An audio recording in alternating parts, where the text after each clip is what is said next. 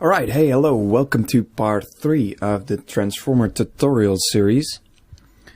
In this part we will be covering a lot of particle systems to add more chaos and debris to the scene. So, let's start. In part 2 we ended with this. We did all the rigid body simulation. So now we're gonna finish this with some extra debris. So let's take a look.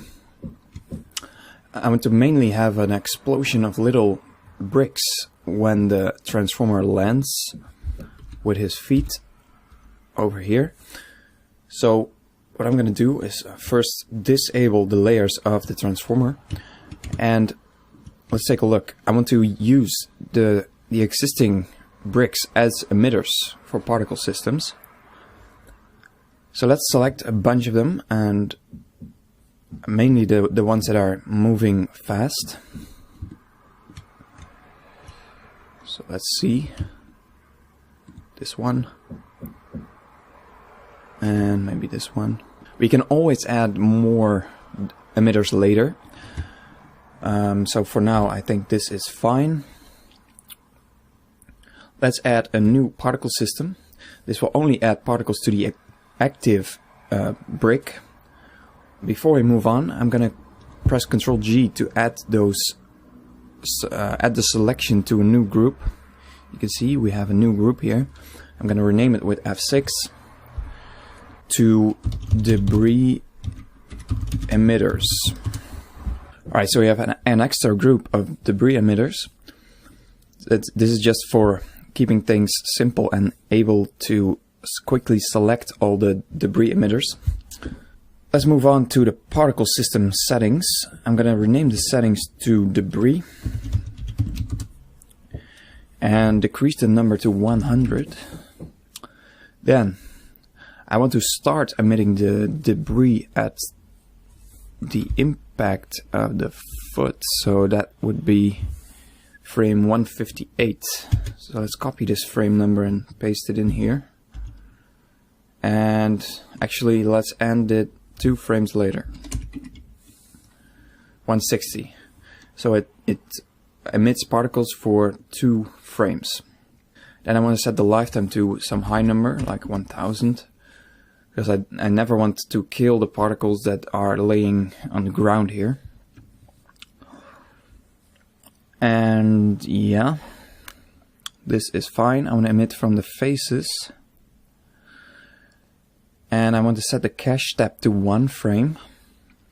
Because then, this way, it always caches the particles on every frame.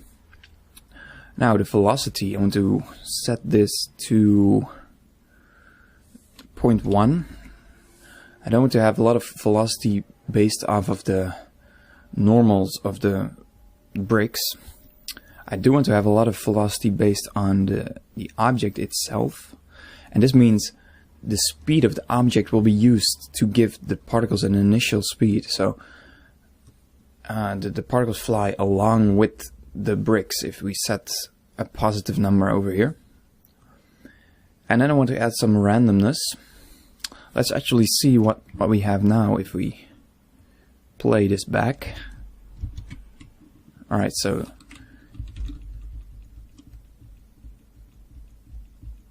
the particles fly with the brick. And I want to maybe add a little bit more randomness, 0.5. Let's see what this gives us.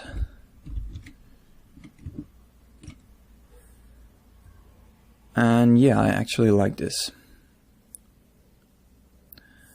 Okay, the next thing is rotation.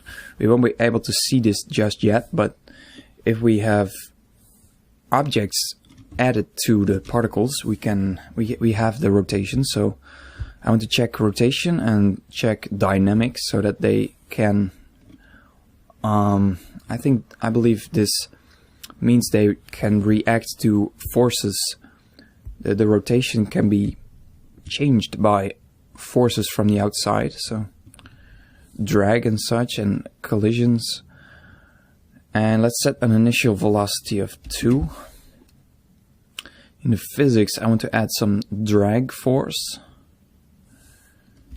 so that some air drag simulation, and the rest is fine. So in the render, I want to have an object. First I have to create an object, of course. Actually, I want to use a group of objects to have some more variety. So I'm gonna click over here in a random spot to add the cursor over there, and it doesn't matter where it is, and then enable the layer below the particle emitters. Then add an icosphere, and press F6 to decrease the subdivisions to 1. And that's cool. Let's rename this to debris particle.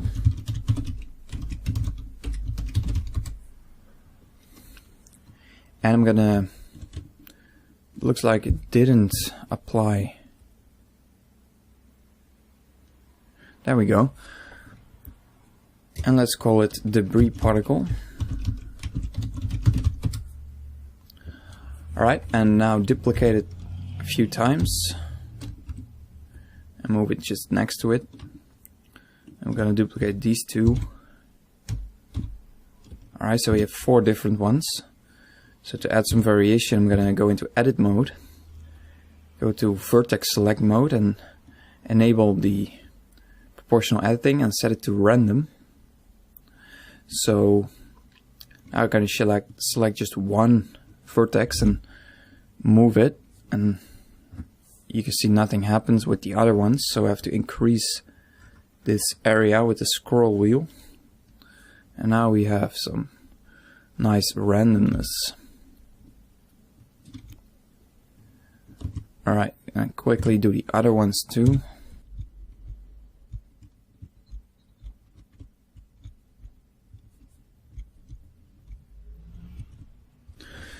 There we go. We have 4 different particles, and let's select them all and add them to a new group to keep things organized, and let's just call this debris.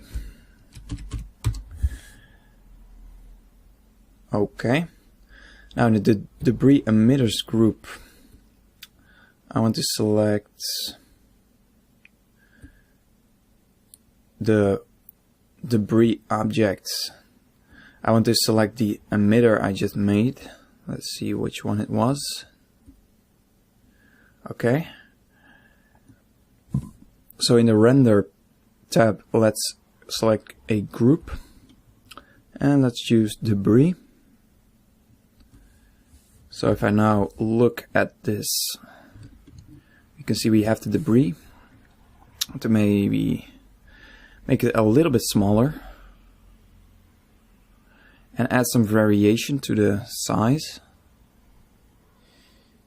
You can also do this in the physics settings, it's the same settings, and maybe use multiply mass with size, because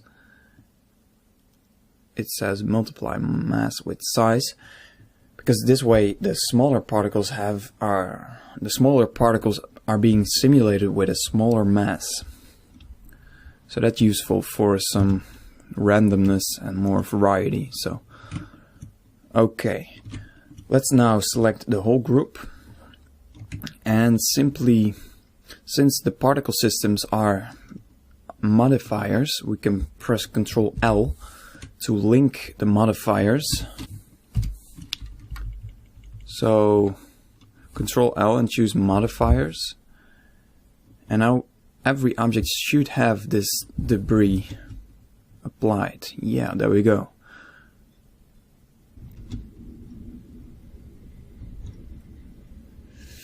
This may be a little bit too high and not wide. I mean, yeah, let's add some more randomness, random velocity over here. Maybe just add 1. And decrease this number a little bit, 0.5.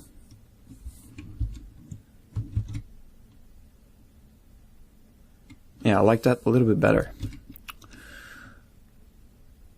Alright, so the next thing we want to do is create, make this a deflector, or add the collision property. So simply go into the physics panel and add a collision property. So now the particles can bounce off of this thing. Let's see if it works. No, it doesn't. And that's because the particle emitters and the objects that have to interact with the particle systems have to be on the same layer. So I'm going to move this one to layer 3, where my debris emitters are. Let's do this again. Now you can see they bounce like crazy. So to remove that bounciness, I'm gonna add some damping. A lot of damping, 0.8. Oops. Yeah, and add some randomness. So some particles bounce more than others. And let's see. Yeah. Now they slide like crazy still, so I also have to add some friction to this thing. Let's add not too much, since it's wet asphalt. Also add some randomness, 0.2, and do that again. And I want to select this group to make the particles a little bit more visible, and now it looks more realistic, I think. Yeah, so really nice. Now to make these particle systems a little bit more efficient, I want to remove all these particles that go down, because we won't be able to see those anyways. So let's add a plane and make sure it's on layer 3. So move it to layer 3. Like that, and then move it like in the middle of this, all the particle systems, and scale it up. Let's make this a wireframe so it won't distract us too much, and call it kill particles. And let's add a collision property to this thing. And simply check kill particles. So now we should be killing all these particles that go down too much, which will speed up the simulation a little bit. And down in the render, when we are up to rendering, it will be a little bit less geometry in the scene, so that's a good thing. Whoops. Yeah, so the particles are being killed. At least they should be.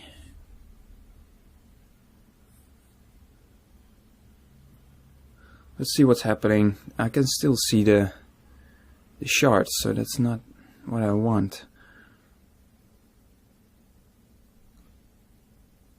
Oh, let's uncheck died. Maybe I checked this by accident. But you want to uncheck died in the rendered settings in the particle settings, because then when the particles die, the objects are being removed as well. So yeah, that's the fix. So now all the particles die when they move through this plane. Okay, cool. So we have the particle, debris particles. And now I want to add some splashes to the feet and the hands when they smash down on the ground. So let's add to start a cylinder to use as the particle emitter. Press F6 to go into properties and set the depth to 0.2, and also don't fill this thing, so just have a pipe. And yeah, we will use this thing as a splash emitter.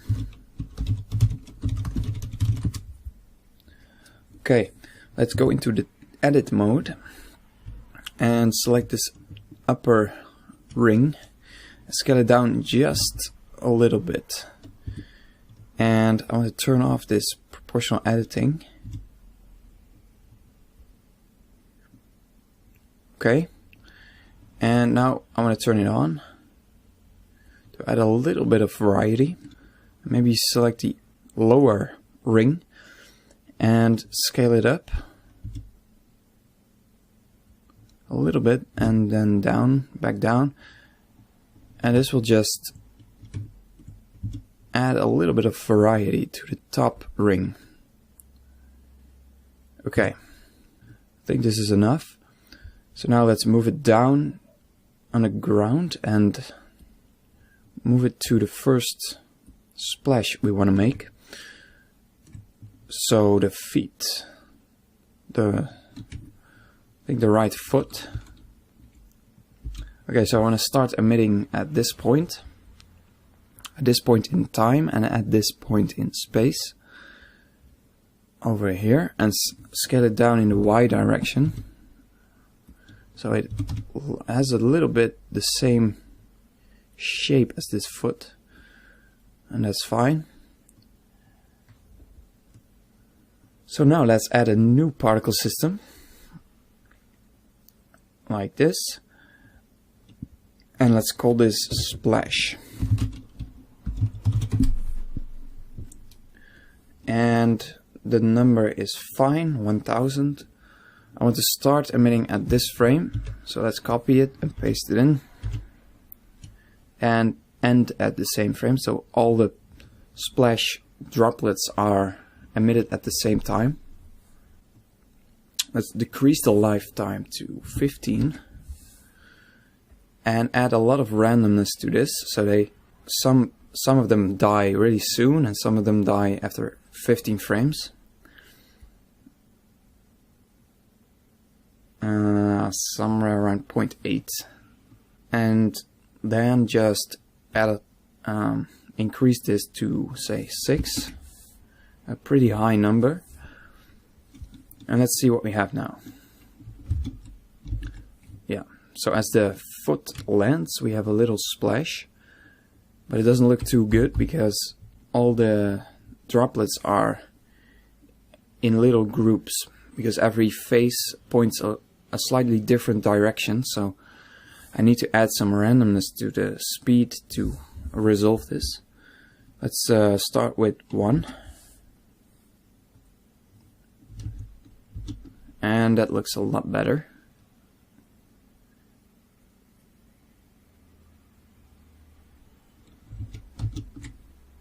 Yeah, I think I like the feel of this little splash, so let's use this, and I want to use a simple object as a droplet, so let's make this layer active at a icosphere with a subdivision surface level of 1, and let's call this droplet.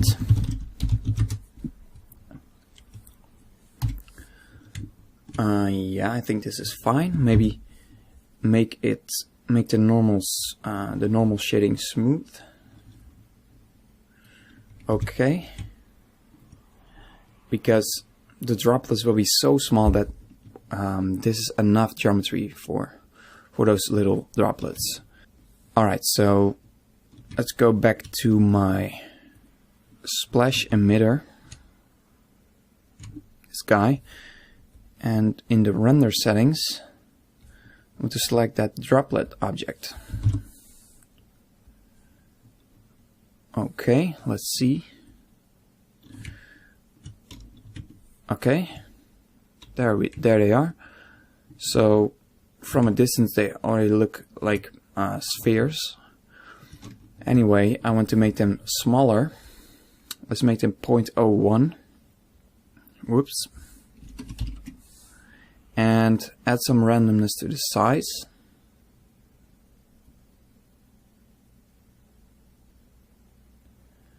Yeah.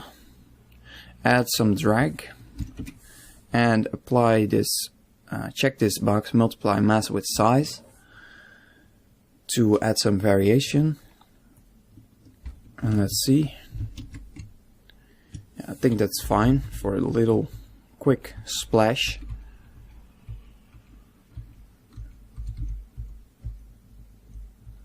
Alright, I think that will work. So let's just duplicate this thing a few times now for all the other parts where I want to add a splash. So let's Alt S to reset the scale or clear the scale and scale it down, and just go to the initial contact point of this foot and move it around the tip here.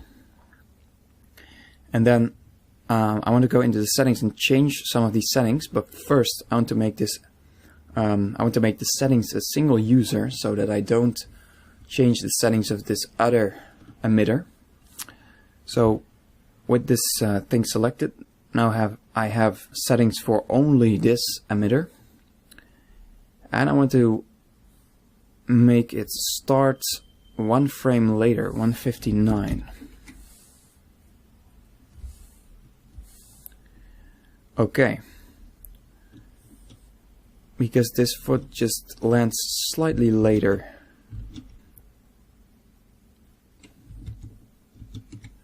Oh, there we go. And I think maybe it goes a little too fast.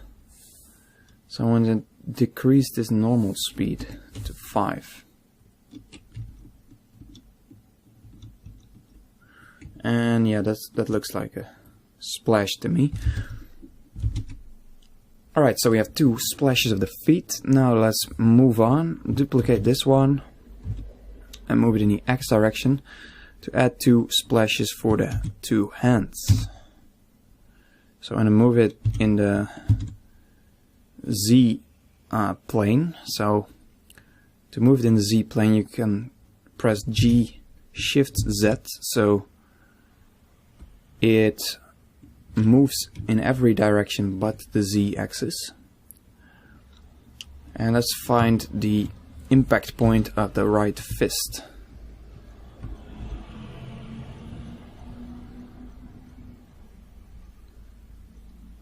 Right there.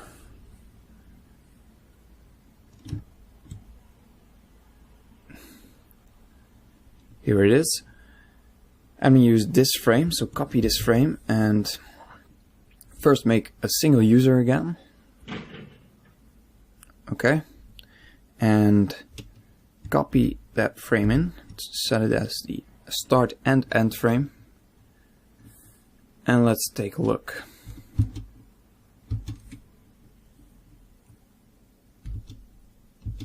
Yeah, maybe decrease the speed a little bit, because this fist is not slamming that hard into the ground as the feet were. So let's set it to 4, and I'm going to keep the randomness to 1. So yeah, this feels a little bit better, and this looks like the cache is only caching every 10 frames. Let's take a look in the cache. Yeah, we have to set the cache step size back to 1 frame, and maybe for this one too. Alright, now let's do the last one. Select this emitter and duplicate it and move it in the Z plane.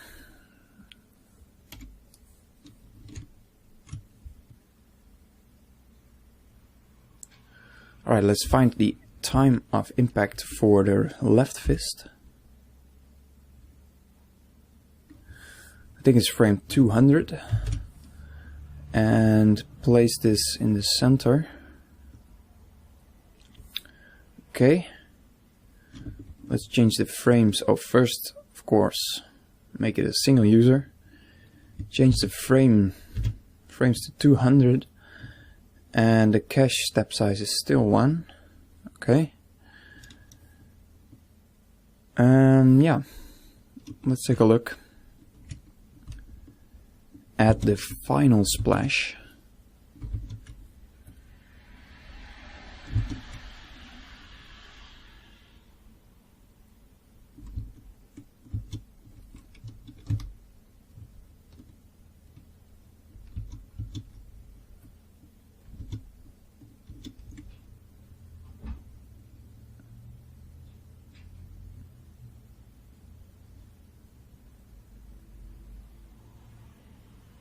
Alright, I think I'm satisfied with the splashes. So that concludes part 3, I guess. Let's take a look at the result with the robot. It's always cool to do every once in a while, to see the particles we made. Yeah, I really think this adds value to the final result. When I was first making this shot, I didn't think that it would be so important, but still I think it adds a little bit of detail, and it just helps sell the shot more, to add more detail, add more care into the shot. And I will probably add those particle effects to a separate render layer to add them on top of everything else, so we have full control on the visibility and the motion blur and all those things. So good luck with your own shot, and I will see you in part 4.